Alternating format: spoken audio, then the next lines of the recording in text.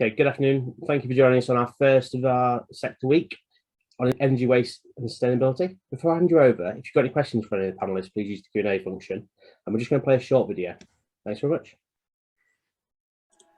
Did you know that Freeths is one of few commercial law firms in the UK to have a specialist energy, waste and sustainability team? Our Bright Spark energy geeks really understand the sector and get straight to the heart of the matter for you, cutting through complexity. Simply plug into our clean energy sector know-how with a particular focus on renewable energy, battery storage, on-site energy generation, heat networks and the latest smart energy solutions. Energy project development work comes as second nature to us. You'll find our waste wizards combine legal expertise with a comprehensive understanding of waste and resource management, recycling technology, and the practical demands of the waste sector. They hold industry-recognised accreditations to prove it.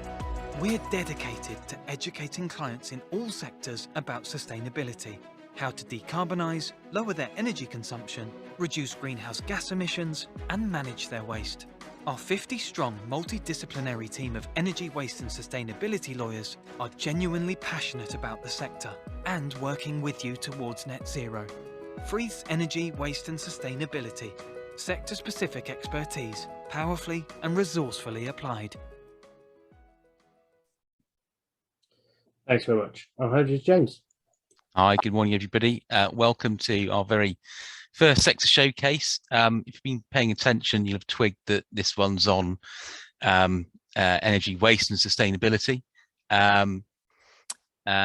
So I'm James Lamour, I'm partner at Freeths. I'm joined today by a number of members of our EWS team. What the format of today is, we'll do a quick round of introductions to the panelists we have with us today. They'll also give you some insights on some hot topics, what they're seeing in the EWS market at the moment, and then we will pick up on the many questions that you guys have sent us in advance of today's session. So maybe we'll start off by doing the intros, and perhaps we can kick off with Claire. Thanks, James. Hi, everyone. I'm Clare King. I'm a partner specialising in clean energy projects. Just to expand slightly on James's introduction, so the Energy, Waste and Sustainability Group at Freeths is a cross-office, multidisciplinary team of about 45, getting maybe on for 50 lawyers across different legal specialisms. So we cover real estate, construction, planning, corporate tax, dispute resolution, etc., everything that you need for an energy project or an energy transaction. Within that, we've got a core team of, I suppose you would best call us geeks, and you're looking at most of them. We spend all the vast majority of our time on energy, waste and sustainability related matters. And on the energy front specifically, that includes solar projects, wind, energy from waste, energy storage, particularly battery storage, combined heat and power, heat networks, green hydrogen and electric vehicle charging infrastructure. We're involved in developing those projects, financing them, buying and selling them, advising on the regulation around them, and on the contracts required for all of the above. And that includes techie energy contracts such as power purchase agreements and battery optimization contracts. Now, just a final plug. As many of you will hopefully know, we already run a regular webinar series on different energy, waste and sustainability related topics. And you can find recordings of all of those, plus the materials and other downloadable insights on our sector page on the Freeths website. Just go to freeths.co.uk and search for energy. Topics of past webinars have included sustainability and introduction to sustainability, bioenergy, battery storage, electric vehicle charging infrastructure and different low emission vehicle technologies. So do visit the webpage and have a look at those. So moving on to what's coming across our desks at the moment and hot topics in our sector. Well, unsurprisingly, we're seeing a huge appetite for clean energy generation. And when I say energy there, I mean both electricity and heat. Clearly that's driven by net zero targets and the green agenda generally, but also the need for security of supply. See the recent energy cost crisis in the UK, which will now only be exacerbated obviously by the horrendous situation in the Ukraine. And also it's driven by the need to protect from price volatility. Now, as well as price volatility, we're seeing increasing volatility in the electricity market generally. That's partly coming from increasing penetration of renewable generation on the system. And of course, that's more intermittent compared to traditional fossil fuel generated electricity. And of course, we're also seeing the closure of those fossil fuel generation plants and generally a trend towards electrification. So I've mentioned electric vehicles already, but electrification of other sectors too. Now, some of that electricity price and general market volatility is addressed through energy storage. And I've already mentioned batteries, and that's an area of the market that we are particularly active in. Beyond that, we're also seeing a trend, which is not a new trend, but a continuing trend towards decentralized energy generation. And certainly over our desks in the last 12, 18 months, we've seen a lot of on-site energy solutions. So that might be a single technology or multiple technologies, but all designed to generate energy for a particular large development, an industrial park, business park, etc. And that's probably quite a good point at which to hand over to Rhianna Wilsher. Hi, thanks very much, Claire. My name's Rhianna Wilsher, and I'm a director in the Freeths Energy, Waste and Sustainability team. So I do all things clean energy, as Claire was just saying, but I've got a particular focus on the heat sector and heat networks in particular. And it's quite an exciting time for heat and heat networks at the moment because the industry is going through a really big change. Not only are we trying to decarbonise heat and catch up with the decarbonisation of electricity, and we're looking towards low carbon sources of heat and how we can pump that around through networks, etc. But also the sector is going to become regulated in the next few years. It's currently completely unregulated. Anyone can make supplies and in theory charge what they like without any kind of customer support or ombudsman available. So we're looking at the moment, working with a lot of clients as to what's coming up in for regulation and how to future-proof contracts, possibly opening up existing contracts that are long-term as well. So big changes coming in the heat sector, very different from what we've been used to for the last 15 years, just plodding along and doing our own thing. It's not going to be that easy in a couple of years to come. So that's heat in a nutshell, and I'll hand over to Liam. Thanks, Rhianna. Good afternoon, everyone. My name's Liam Flynn. I'm a senior associate in the Energy, Waste and Sustainability team. I do all things clean energy alongside Claire and Rhianna. I won't spend any time talking about clean energy because I think Claire and Rhianna did a very good job about what we do. In terms of the a couple of things that are coming across our desk, I think that the number one sort of hot topic in the energy industry at the moment is very much hydrogen. I think there's been a lot of talk about it for certainly the last 12-18 months. Very little has happened up until the government's hydrogen strategy came out at the back end of last year or back end of last summer. And I think over the next 12 months or so, we're going to see a lot more policy, a lot more movement in that industry, which is obviously very exciting. And if you're on the hydrogen bandwagon, then you obviously think that hydrogen is going to solve all the issues, and that's something we can get into a little bit later in the discussion. Otherwise, as Claire said, we do a lot of battery storage projects, and I think up until now it's been significantly equity investment in there. There are a few players like Zenobi who are doing sort of debt financing, and I think we're now at that stage in the market where debt finance structures for battery projects are going to start picking up. There's sort of parallels to where the battery market is versus where the solar and wind industries were 10-15 years ago. I don't think it's going to be new and innovative structures necessarily in terms of debt financing, but certainly there's going to be a bit of proliferation around debt financing in the battery market. So that's me and my sort of trends and things to look out for. I'll hand over to Kirstin to talk about waste. Hi, so yes, I do something slightly differently from other members of the energy team because I'm the waste contracts lawyer. So I'm a director in the team and have been specialising in waste contracts and waste arrangements since about 2004. In terms of trends and what's coming across my desk, Anybody who's got any involvement in the waste industry knows that the key issue at the moment is the mass of legislation that we know is coming our way and which we've been agonisingly waiting for years, it seems. So there are more than 8 or 9 consultations out there at the moment, some of which have closed and some of which haven't. Big ones which have closed and we're still waiting for the government response, promised in March, I'm told, are consistency in waste collections, extended producer responsibility, deposit return schemes. And those of you who aren't in the waste industry, the reason that is of massive interest is because I think it's going to change the nature of what waste local authorities and the private contractors they use have to collect, therefore what vehicles they need, what staff they need.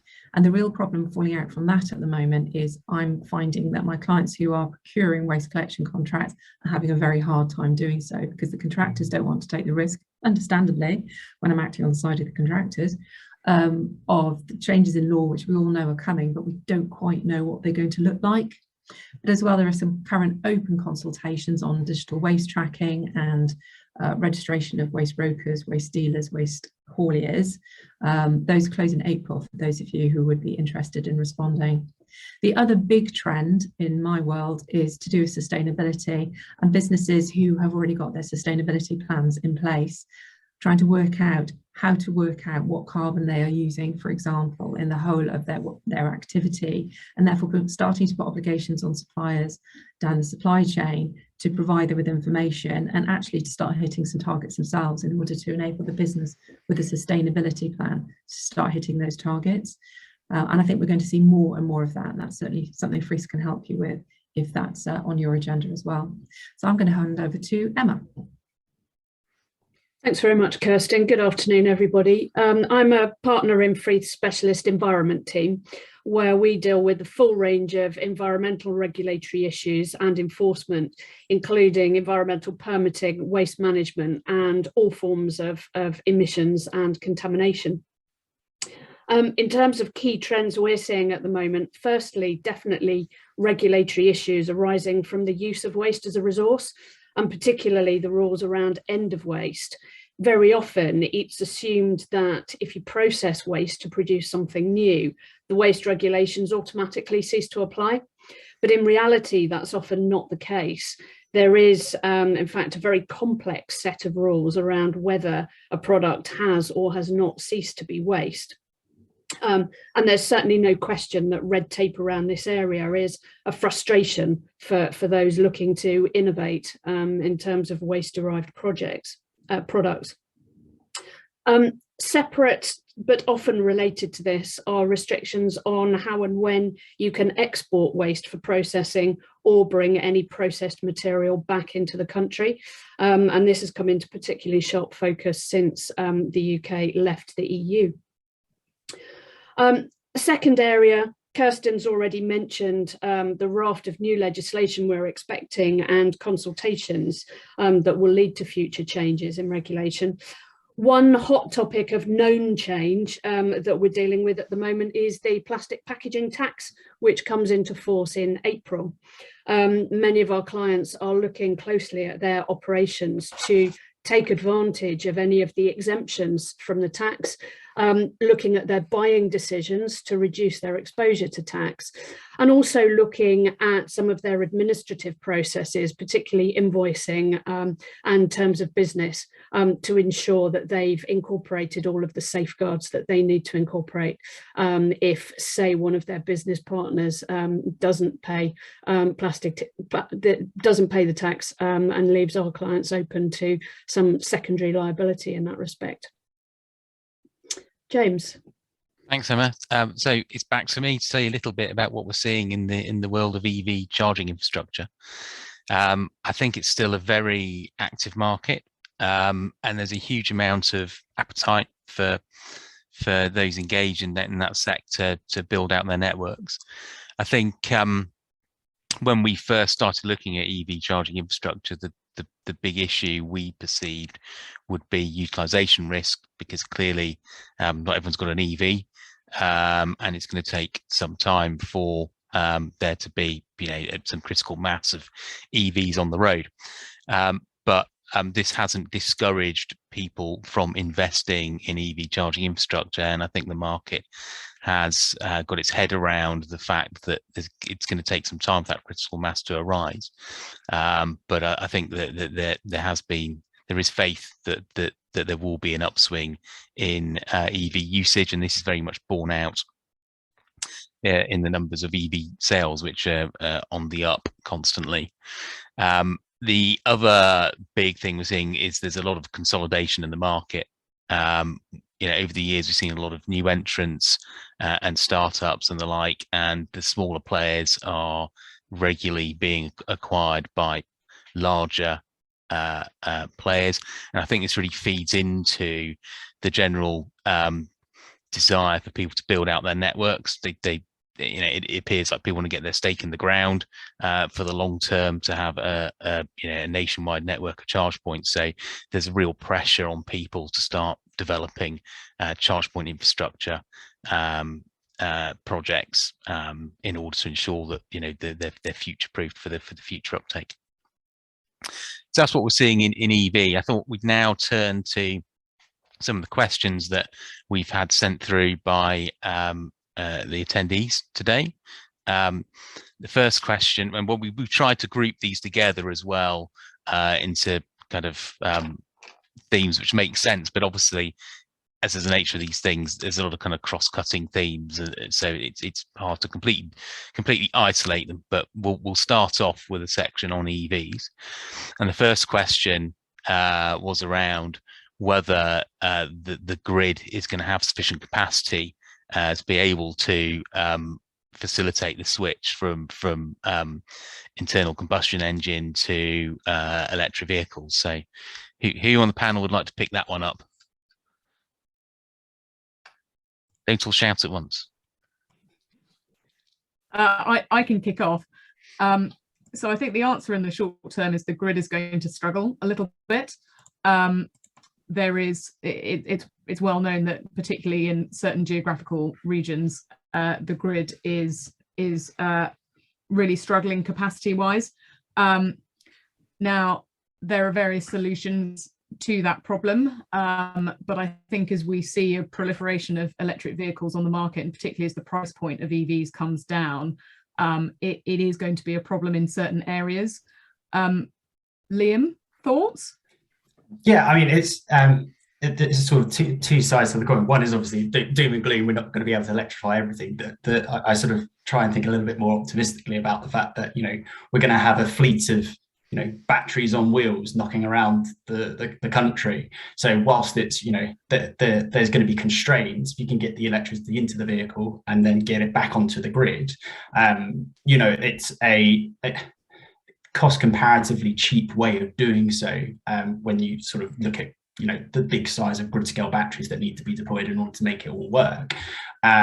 So I think because of that, we should start seeing a few more sort of V2G, vehicle to grid technologies, a few more places. I know that UKPN and Octopus recently did a trial run on V2G tech.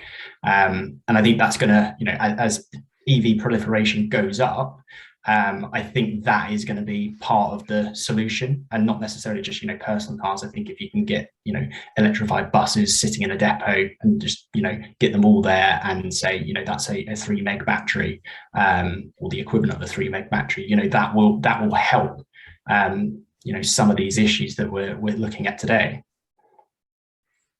Okay, thanks, Liam. The next question is around charging apps, and why are there so many charging apps, and how can the customer experience be improved? Yeah, it's an interesting one. I mean, I think it goes back to, James, what you were saying in your intro, that there have been a lot of startups in the EV industry, and slowly it's the market's maturing, people are consolidating a bit more. And I think, as a result of that, the number of apps that you'll have to go, hold on your phone in order to use a charge point at, 3 different places should come down. Ultimately, it's a case of, as the market matures, more people will have electric vehicles, more people will be engaged. And, people on the other side of the fence, the businesses, will have to do stuff to improve customer access, customer usage. Otherwise, they'll lose their profitable element, i.e., us. I don't have an EV, but I know anecdotally that in order to get from one part of the country to another, you might need six different apps, so that you can get electricity at various points. And I think that is an issue for now. I think it's going to change dramatically over the next sort of 10-15 years. Well, interestingly, we just had somebody pop up in the chat and say a lot of people moving to contactless payments. And I have to say that that is what we have been seeing on some of the projects we've been working on. I think it's almost as if people set out with a mindset of data capture. We need to capture data about customer usage. So let's have apps, forgetting that, people like my wife, for instance, have zero storage on their phones. So they can't have any more apps. And then there's grumpy people like me who wouldn't use a charge point if you had to download an app. So I think, why should you need an app to buy a service? It's not like you have to use an app if you go to a forecourt, is it? So I think a focus on just making it easy for people, and you can see that contactless payments, Apple Pay, and the Google equivalent, that's really going to take off.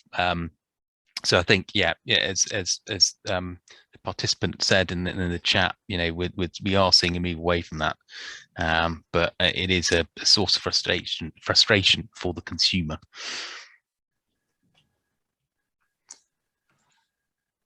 So I think that's everything we had on EV.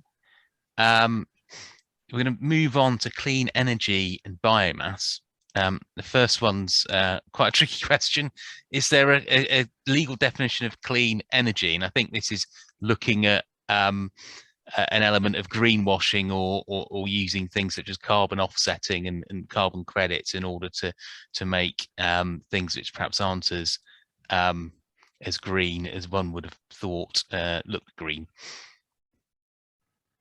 Well, I can start. Oh, go on, Claire, you go first. Oh, sorry. Oh, thanks, Kirstin.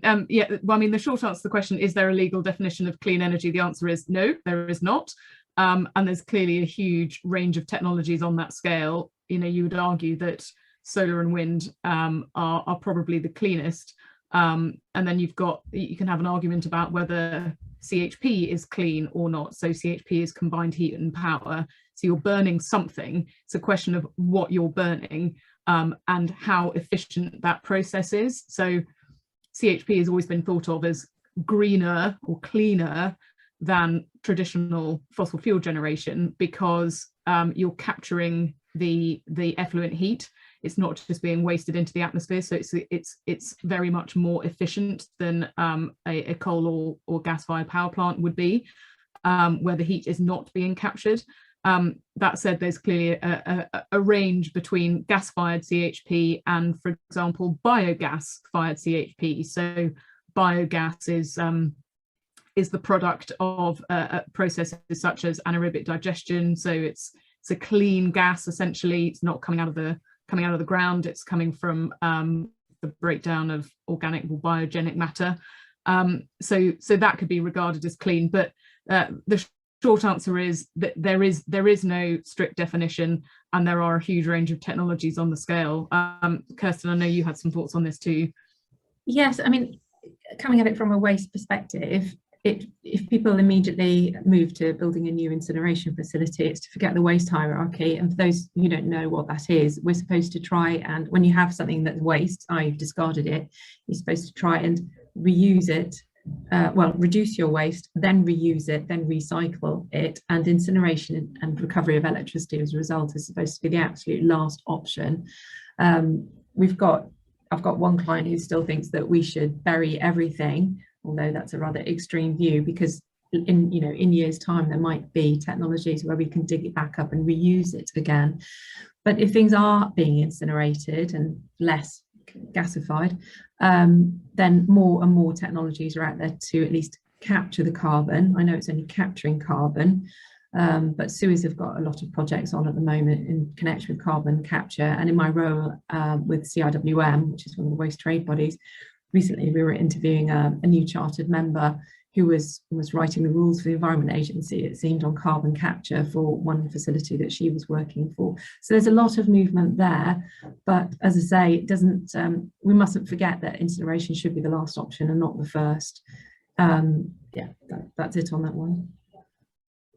Okay, well, I think that neatly segues into our next question, which is as to whether there's a role for EFW's energy from waste schemes in providing decarbonised heat.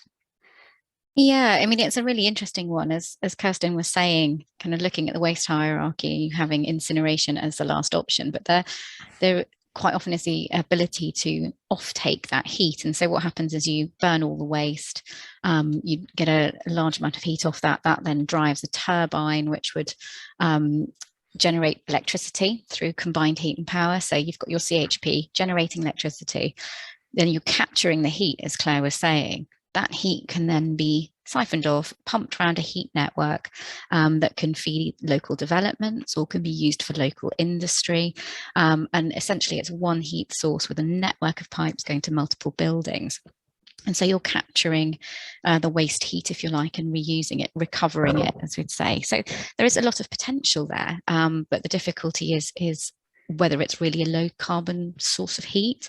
And Kirstin was saying there are ways of kind of capturing carbon and storing it, and so you can reduce your kind of carbon footprint from the incinerator. But government has been looking at energy from waste in their heat and building strategy, looking at how to decarbonise heat in the future. And actually a third of applicants for the government HNIP funding were all heat networks with energy from waste plants as their heat source. So there is the potential out there for heat to be decarbonised from energy from waste, but actually the vast majority of energy from waste plants don't have the ability to offtake that heat because they don't have a demand for the heat. Local planning authorities aren't really ensuring that heat goes off to neighbouring developments that are being built, and the difficulty is that lots of people don't want energy from waste facilities in their backyard. They'd rather have them stuck out in a field where nobody wants to see or smell them. And I have to say, I've been around one, they're not actually that smelly on the outside. The difficulty is also that government hasn't really put a lot of support in place around capturing heat from energy from waste. Looking at the SAP calculations, for example, they make it akin to a power station. So if you're modelling, doing your SAP modelling, there isn't really a comparator out there to make it easy. So does it have a role? Yes, it certainly does, but it's part of the energy mix and how we're going to be decarbonising heat. It's just one small element, I think, of what the future is going to be looking like. It's really important for heat to be decarbonised because 30% of our carbon footprint in the UK is from heating, and it's lagged way behind renewables for electricity. So we've kind of got off gas coming in the next 2040, 2050, we'll be coming off the gas grid, moving away from fossil fuels. So what can we kind of do when our gas mains disappear? Do we look at electrification, which is the front runner at the moment? Looking at heat pumps. They're not suitable for all projects and for all types of buildings. If you've got a really old, inefficient, large building, heat pumps aren't going to be the solution there. You need really new and efficient buildings to make them work because they run at much lower temperatures. We've talked about heat recovery from energy from waste, but there's also potential from manufacturing and data centres, even sewage. I know at one point under London, they were planning on tapping into the London sewer to get heat off, ironically for the most expensive buildings in London, which I don't think they would have been told about. But of course, then geothermal as well. So there's lots of options for how we're going to go to decarbonise heat. And one of the big topics at the moment is that going to be possible through the use of hydrogen and its various different forms? I know, Liam, you had some thoughts on hydrogen, didn't you? Yeah, so I think, as I said at the outset, hydrogen is being seen as this sort of panacea of everything going on in the energy industry, and that, you know, it if deployed correctly, it can solve all of these issues and sort of help foster us or get down to net zero, and then, you know, more globally. I think in terms of heat, it's, you know, it's slightly more complicated than that. You obviously have to, you know, build out the hydrogen infrastructure and production. You know, if you want it to be net zero, then ultimately it needs to be green hydrogen, which, you know, comes with a whole load of technical difficulties around, you know, the technology being deployed. But then you sort of have to go, okay, we've got the hydrogen, what do we do with it? We want to get it out to everywhere in the UK, or as, you know, Rhianna was saying, it might not be possible to get it to everywhere because some places are better suited to other technologies. So then you have to build out all the pipes, and I know a lot of people are thinking, well, we've got gas pipes, why don't we just use those? Well, the chemistry of hydrogen means that it can escape quite easily from, you know, the copper pipes we've got at the moment. So in order to retrofit, you know, you have to dig up all of the gas pipes you've got. You then got to put a whole load of, you know, plastic around them, or build out a whole new infrastructure for it. So it's, you know, it's quite a complicated thing to go from where we are today to, you know, having a hydrogen network, pure hydrogen for heating. You know, there's been a lot of talk, certainly in the last 2 years or so, from National Grid about thinking about blending, and the hydrogen strategy that the government put out in sort of late August, early September last year had quite a lot to say about it. But ultimately, it's more of a stopgap. And I think it's more, you know, electrification, heat pumps, and you know, using what we can is going to be the way that this ends up going. I'd be happy to be wrong, and that we'd all be, you know, having hydrogen boilers fitted in the next sort of 15, 20 years. But I think there are more advanced technologies. There are cheaper technologies, and, you know, for hydrogen to catch up when, you know, we're not even producing that much hydrogen full stop at the moment, whether that's green, pink, blue, turquoise, whatever flavor you fancy. You know, there's a lot of growth that needs to happen before, you know, hydrogen is really seriously considered as a heat alternative to what Rhianna was mentioning. Yeah, I think it's going to be one part of a much wider puzzle, lots of elements, whereas at the moment we're pretty reliant on gas. I think it's going to be split in lots of different directions as we kind of make a bid to decarbonise. And it really is kind of down to the government at the moment to try and help us decarbonise and in some ways kind of force people to do it. Looking at heat networks, as I said in my intro, it's going to become a regulated sector at the moment, completely unregulated. And part of that regulation is going to be around setting standards for decarbonising and around the amount of carbon that these systems can pump out. And the difficulty is, of course, we've got lots of existing heat networks, and as new ones come on, they can be built to the new specifications and the new technical standards that are going to be brought in by regulation. But a lot of them may have to be retrofit, and especially if we're looking at long-term concession arrangements, which can be 25 to 40 years. Some of them may have been running for 10 years. So there's going to be a lot of movement around planning. Interestingly, the regulation is going to be, hopefully in heat anyway, going to be solving a lot of the issues we have at the moment. The fact that they are kind of monopoly supplies. It's not like the electricity system, you can't switch supplier. Customers are tied in for 25 years. There's no one really keeping an eye out for how much is being charged. And all these issues will be swept up in the next 2 to 3 years as the regulation comes in. And heat suppliers and heat operators are going to have, heat plant operators, I should say, are going to have to be authorised and make sure that they're registered. Prices are going to start to be benchmarked. Ofgem is going to be acting as an ombudsman and really overseeing everything that's being done in the market for heat networks. And so, whereas, like I said in the intro, we've been doing what we liked really for the last however many decades, it's going to be tightening up a lot. So lots of people are going to have to look at existing contracts and change in law provisions for existing contracts. It's something we're already doing with clients at the moment. And those who are looking to procure will need to future-proof their contracts as well for the incoming regulation. So yeah, heat's a pretty exciting time at the moment. One to watch out for. Hey, thanks, Rhianna. I'd like to move on to hydrogen and transport, and whether, I mean, the first question is whether the panel's view is that hydrogen is going to be a more long-term sustainable option than EV.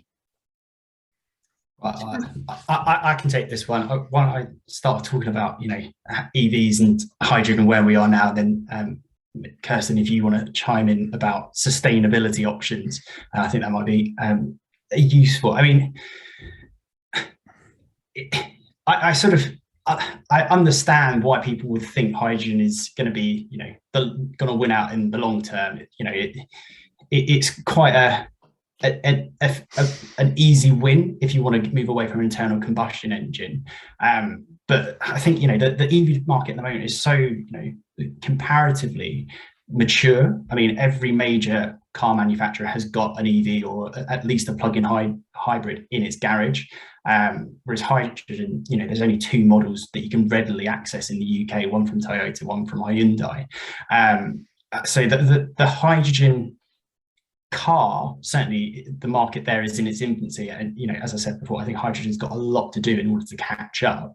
But there is a natural tipping point between, you know, electric vehicles and battery powered electric vehicles versus hydrogen or alternative net zero fuels. And it's all around, you know, the size of the vehicle. So once you get to, you know, slightly larger than a city bus, and, you know, up to around about the size of, you know, a waste collection vehicle, having all of those batteries on the vehicle to power, you know, something that's 3, 4, 4.5 tons, means that it's no longer useful for what you actually want it to do. So at that point, hydrogen starts, you know, becoming quite interesting. You know, there are other things as well, like electrofuels or biofuels that might be a better alternative. I think, you know, the same is true for shipping, and the same is true for planes as well. You know, in order to get off the ground or to get, you know, these huge oil tankers around the world, or huge shipping containers around the world, you know, you have to have far too many batteries to actually make it cost effective.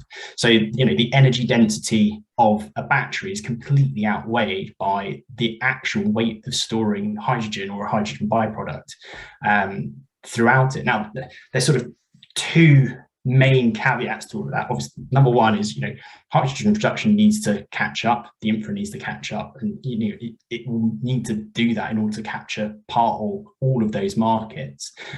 Is that likely to happen in the next 10 years? Probably not. Beyond that, I think it's, you know, it's something that's worth exploring.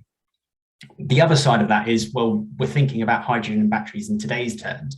You know, every year that goes by, batteries for EVs and for, you know, other uses are continually improving. You know, they're increasing their energy density, they're becoming cheaper to make, they're becoming, you know, much more, much lighter, which is the sort of the key thing for, you know, getting deeper proliferation into the EV market.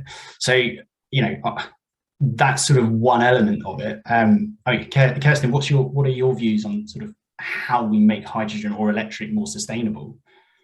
I can't necessarily answer that straight away, but I think it's worth mentioning that the question certainly isn't closed as far as local authorities who are procuring collection vehicles is concerned. As you mentioned, Liam, you know, these are very heavy vehicles, and there are EV collection vehicles out there, but a lot of councils are looking at the hydrogen route. So, for example, Manchester and Merseyside are going a conversion route because it's cheaper. They can't afford pure hydrogen vehicles, presumably. But a lot of hybrid vehicles or retrofitting of existing vehicles. And also, just to sort of add to the debate, Broadlands Council in Norfolk is using HVTO, that's hydrogenated vegetable oil. It's also worth mentioning, going on to the sustainability side of it, in January, the government launched a new scheme for technologies producing hydrogen from biomass. And so we have a client who has the aspiration, as he has a biomass facility, well, in fact, 2, to be creating hydrogen off the back of that biomass facility, which he then uses to fuel his collection vehicles, which collect the waste that then go into the facility. And so it goes round and round. So there is government money out there for new technologies. And we think there's also another grant scheme for other hydrogen production technologies linked with sustainability. So I think it's going to be a really exciting area for waste collection for those who, like me, can get excited about waste collection. Okay, thank you, Kirstin. I think we'll actually move on to waste, the waste section of questions. We'll do that, and we'll pick up there's a few questions in the chat, which I think will be interesting to pick up at the end. So first question we've had in around waste was around the growth of waste incineration in England and Wales, whereas other areas seem to be going back on waste incineration, as whether the panel has any views as this difference in approach. Yeah, I mean, commentators do. I mean, we've already mentioned that incineration should be the last choice, not the first choice. And one of the concerns is that local authorities who've signed up to contracts with an EFW energy from waste facility and are then locked in sometimes to delivering guaranteed tonnages, not always, but sometimes, are therefore having to deliver tonnages to an EFW, which perhaps could have been recycled or indeed reused. So that might be a real issue. There's also going to be an issue around this actually as well, because what waste local authorities collect is going to change with the new legislation that's coming in. EFWs run on a very tight specification. They need to know what kind of waste they're coming in. It's all going to change. So that's going to be another interesting area. Some people talk about gasification, but there are a lot of gasification plants that just don't work at the moment. So yeah, I mean, just to repeat the message, incineration should be the last choice and not the first. Emma, did you want to add something there? Yeah, so I think as well as the sort of the contractual position that you've outlined, Kirstin, it's absolutely true as well that regulation causes people a bit of a headache. So where people are looking for innovative ways to reuse or recycle their waste, if they get caught up in the red tape, the regulation that means they simply can't do what they're trying to do, then they will resort to things like incineration or landfill. So although those things are supposed to be a last resort, sometimes people feel pushed down that road because they just can't find their way through the maze of regulation. It's worth, one of the questions that's been posed to us is somebody's researching the use of incinerator bottom ash, which you and I are very familiar with, but it's one of the byproducts of incineration, for those who don't know. Highly active waste, using it in concrete, and how do they make sure that the ash ceases to be a waste once incorporated in a stable environment? And I know that's the kind of thing that you advise on all the time, Emma. Yeah, and I think it picks up on, I think probably, James, the next question about sort of making, where people have found a productive use for their waste. And it goes back to the point that I made in opening about end of waste, and you know, there being a very complex set of rules that determine whether a product derived from waste is still waste, or whether it's been turned into a safe product, as in the case of that question in the chat box. If it's still waste, then all the rules around waste management still apply, including rules about permitting, using registered waste carriers and brokers, and disposing of end-of-life products. As I'm sure the person that's raised the question in the chat box will, I'm sure, be only too familiar with the fact that the regulator in England, the EA, has a panel that can help determine whether something has ceased to be waste. But unfortunately, it's been really quite hit and miss as to whether that panel exists at any given time. For starters, it's been disbanded, reconstituted, it's been disbanded again and reconstructed. And even when it does exist, it is unfortunately really quite seriously under-resourced.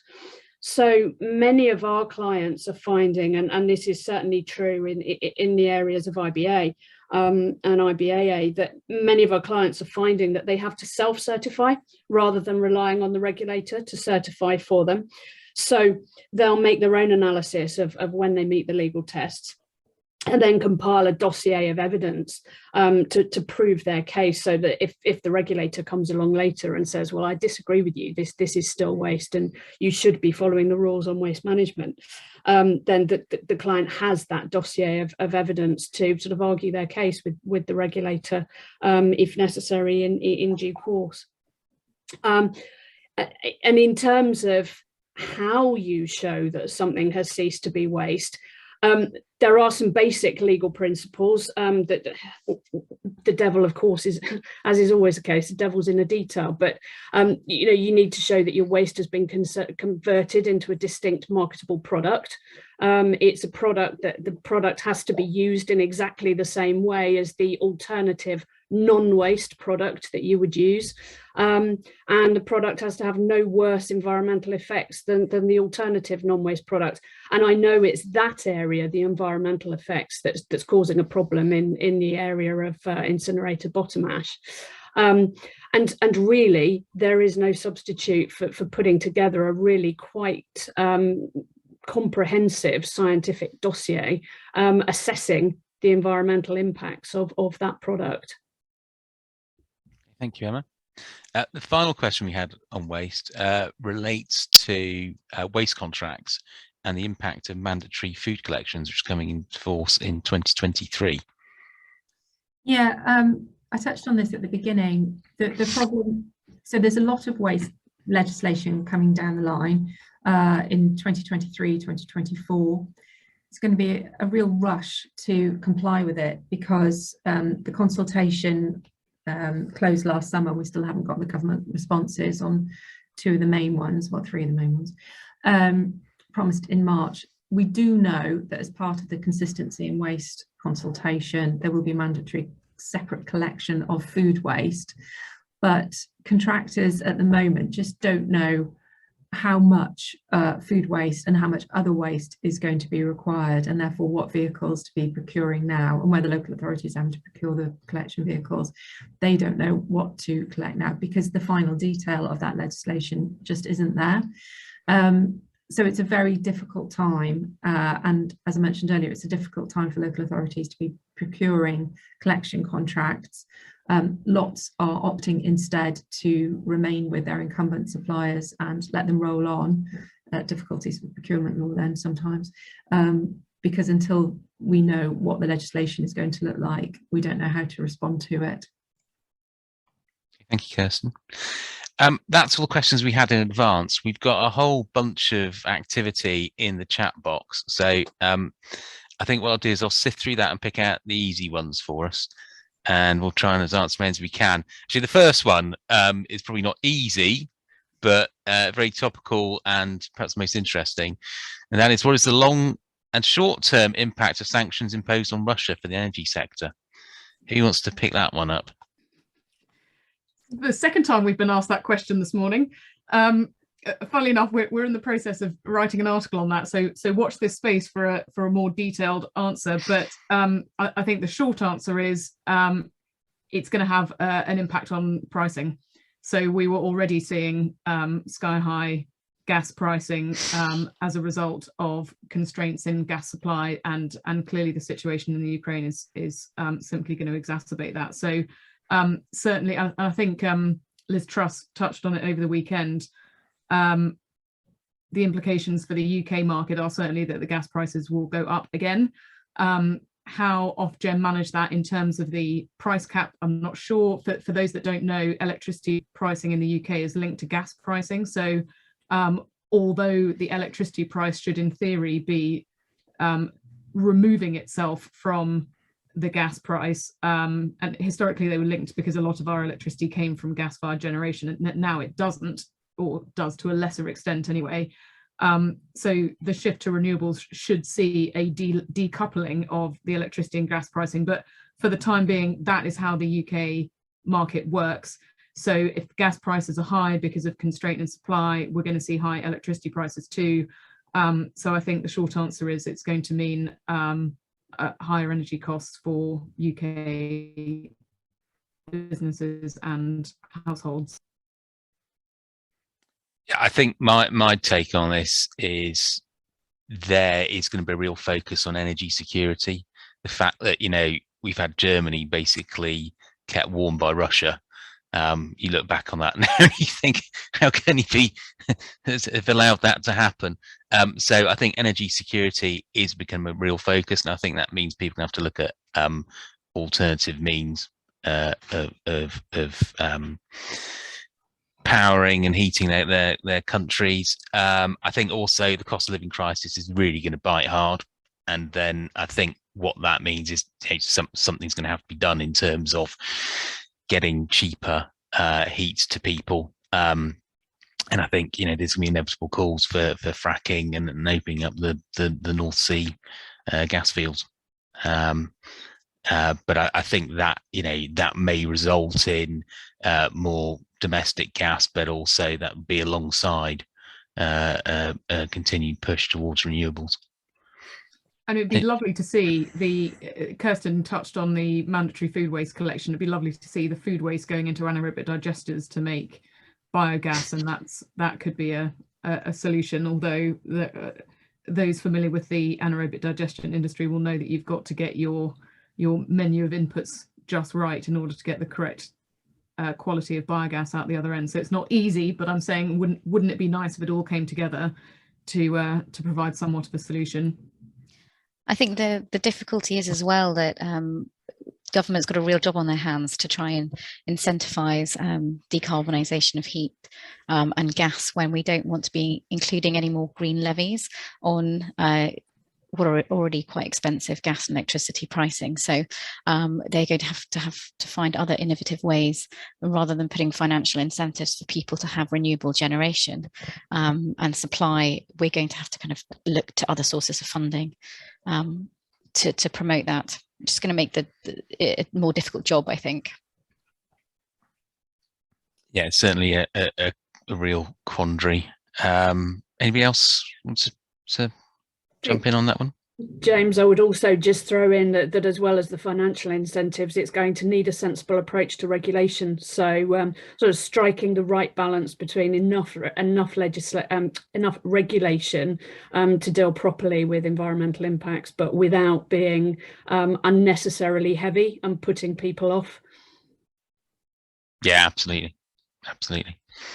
This is quite an interesting one. Spent batteries from EVs. How is the waste industry going to deal with those? And I think actually that's the EV skeptics often point to, what are you going to do with these batteries and the rare earth minerals, etc. Well, it's that go into them. Sorry. I'm so enthusiastic to answer. I'm just interrupting. I mean, my comment from an energy perspective, and I'm sure Kirstin and Emma have got thoughts from a waste perspective, but from an energy perspective, there's lots you can do with EV batteries as a second life.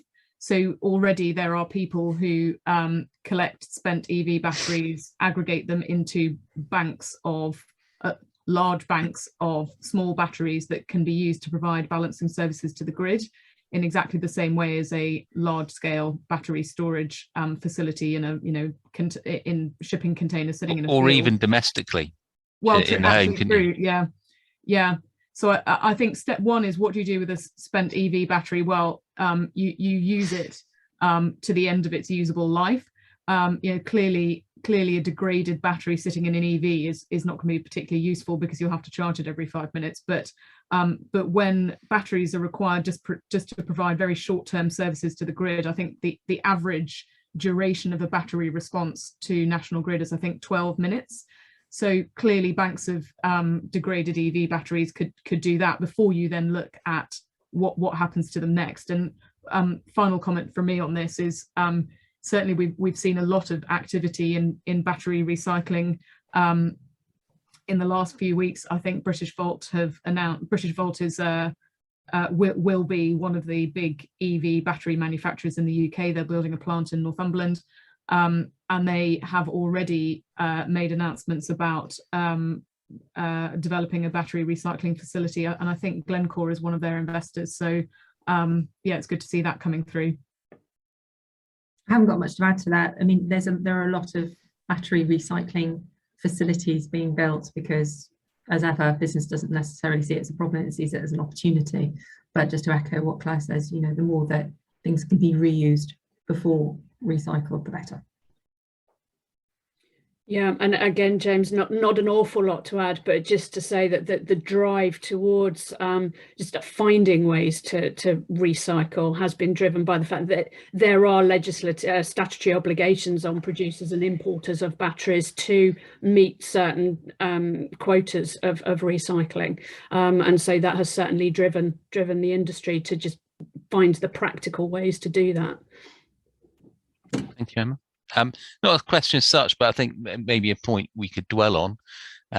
Someone's posted that nuclear's been controversial for years. You compare France and Germany. I think I read today that Germany actually might be extending the life of some of its nuclear power plants to deal with the issues it has with its addiction to Russian gas. I don't know if the panel has a view on the role of nuclear in the energy mix. I don't think you can get away from it. I know we haven't spent long talking about it, but if the ideal world energy mix in 2050 is entirely renewable, nuclear has to be part of that. It's a baseload generation. It smooths out the intermittency of all of the other stuff that we love and like to talk about. Batteries may well get to a stage where they can run for 5-6 hours at a time, but at the moment they're not there yet. That long duration storage just doesn't exist yet. I think any conversation about net zero has to have nuclear in there, whether that's nuclear as we know it today, which is basically 40 years out of date, or it's modular reactors, smaller things. Nuclear fusion obviously is something that's at least in the last couple of months has picked up in terms of press, but it's still a bit of a pipeline idea. It's got to be in there, unless there's always that unknown of something new comes out in the next 20 years that none of us are thinking about. Nobody's done the research on it more than a borderline level. But for now, I think nuclear has to be part of the energy mix. Any other comments on that one? I agree with what he said.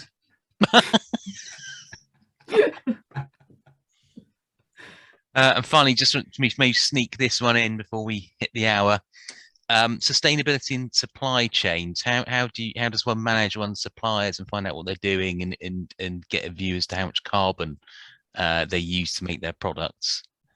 I can pick that one up. There is a marvellous initiative called the Chancellor Lane Project. And for those of you who haven't already heard of it, it is a free bank of clauses contributed to by stacks of lawyers on a pro bono basis, including Freeths. The clauses, there's a whole raft of different clauses in there for different contracts, but in essence, the wording is already there if you want to put it in your supplier contracts to oblige your suppliers to tell you how much carbon they're using, and indeed to reduce their use of carbon in order for you to hit your own carbon benchmarks, and also ramifications if they fail to provide information or fail to hit net zero targets, etc., etc. Ramifications ranging from you can have review meetings to you can terminate the contract. So I would really advocate having a look at the Chancery Lane project, and that is also something that Freeths is we're very used to dealing with those clauses and putting them in contracts. So if you need to speak to somebody about it, then please do give us a ring. And it's particularly important in the context of the TCFD regulations which are coming in. So those will oblige from this April, I think it's large companies, all listed companies and certain LLPs will be required to comply with the Task Force on Climate Related Financial Disclosures regime. Did I get that out right? TCFD. There's some material on that on our website if you want to have a look, but if you're not already aware and you fall into one of your business falls into one of those categories, do be aware that that regime is coming into effect from not quite next month, but next month from tomorrow. Okay, I think that's all we've got time for. We're coming up to the hour, so we'll draw a line under it there. Thank you all for attending, and we hope you found it useful, and we'll see you next time. Thank you. Thank you.